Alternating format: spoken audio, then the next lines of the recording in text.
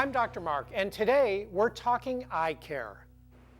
All right, looks good. How often should you get your vision checked?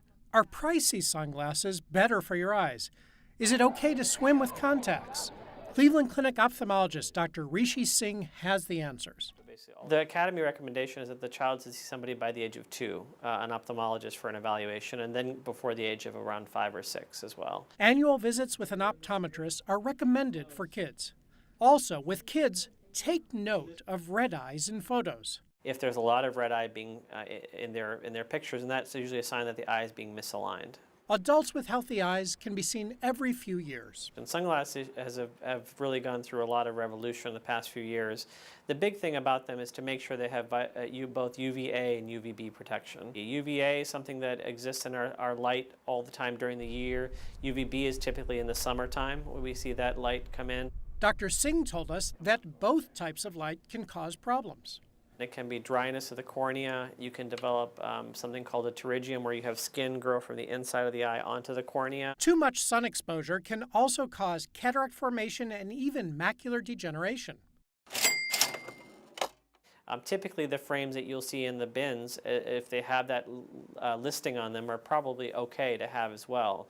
But that's why people gravitate to the major manufacturers and spend a little bit more money just to be assured that there is that protection within those glasses.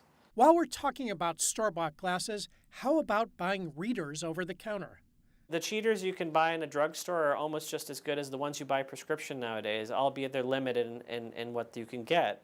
Sometimes on the far end of those extreme of the reading glasses, you may not find the selection you're looking for. And swimming in contacts, Dr. Singh says, don't do it. People sometimes go into lakes and ponds and oceans and swim in contact lenses, and they can harbor bacteria behind the lens, which can cause them damage. So the bacteria are trapped and then they fester there. Absolutely. Pool chemicals can also cause eye irritation. Goggles can help with that. Very good. So when you see the eye doctor, in addition to a vision screening, expect to have your eyes dilated. So they put drops in your eyes that make you a little bit blurry for about 2 to 3 hours.